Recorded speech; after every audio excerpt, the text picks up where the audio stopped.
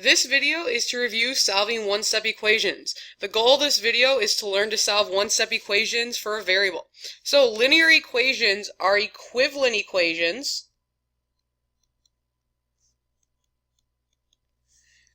if they have the same solutions. So in order to change or to solve an equation into an equivalent equation, think of an equation as having two sides that need to balance. This means whatever you do to one side of the equation of the equal sign, you have to do the other side of the equal sign. When solving, you need to isolate the variable by performing the inverse operations. Inverse operations can be thought of as opposite operations. For example, the operation of addition is subtraction. We use inverse operations to solve a problem and get the variable by itself. So let's look at a couple examples of ways we can solve. So in the first one, our original equation is x minus 3 equals 5. Right now we're subtracting 3. The inverse of subtraction is to add 3 to both sides. So our action is that we're going to add 3 to both sides. I'm showing that I'm doing that on both sides of the equal sign. And then we get x equals 8.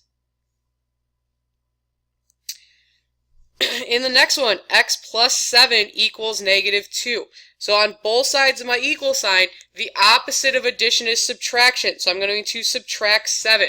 The reason I'm subtracting 7 is because I need these two to cancel out and be equal to 0, because it's an addition. So, in this case, I'm going to subtract 7. So now I have x equals negative 9. In the next problem, negative 6x equals 48.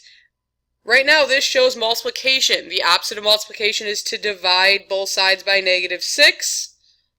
So I'm going to divide by negative 6, and we get x is equal to negative 8. The next problem, x over 7 equals negative 3. This is a division problem. The opposite of division is to multiply. So I'm going to multiply both sides by 7. And we get x equals negative 21.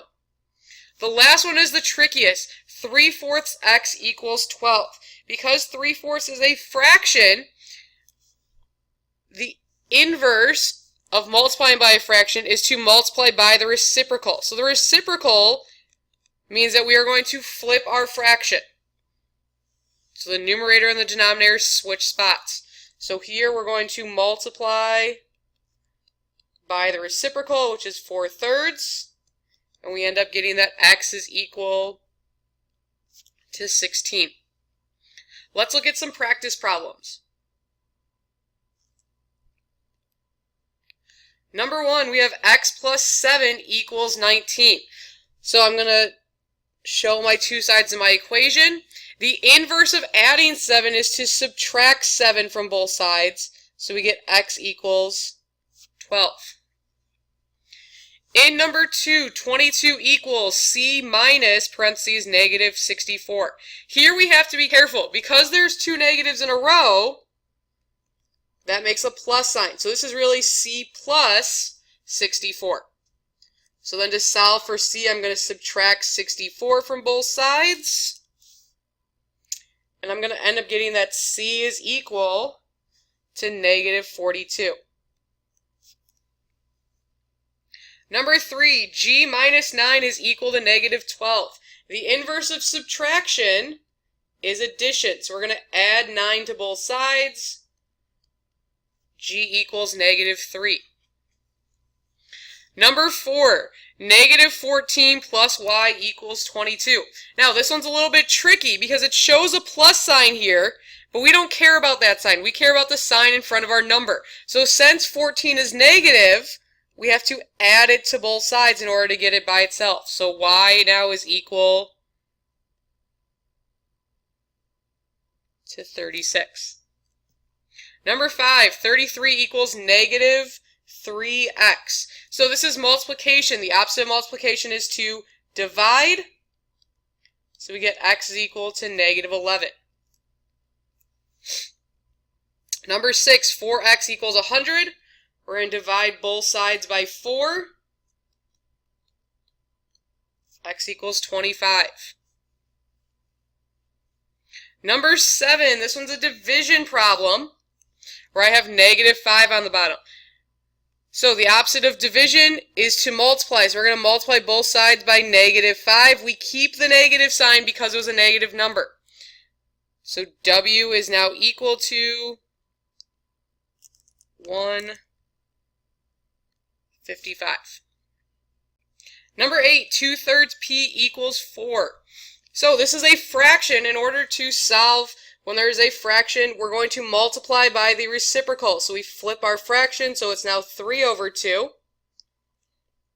Remember, I can put 4/1. So P equals, I'm going to multiply my numerators. 4 times 3 is 12. And my denominators, 1 times 2 is 2. This reduces to P equals 6. The same thing happens for number 9. So I have negative 20 equals negative 4/5. Nope, negative 5/4. Sorry, negative 5/4 x. So I'm going to multiply by my reciprocal, negative 4/5 on both sides. So I get x equals, remember I can put this over 1, 80/5. And that reduces to 16.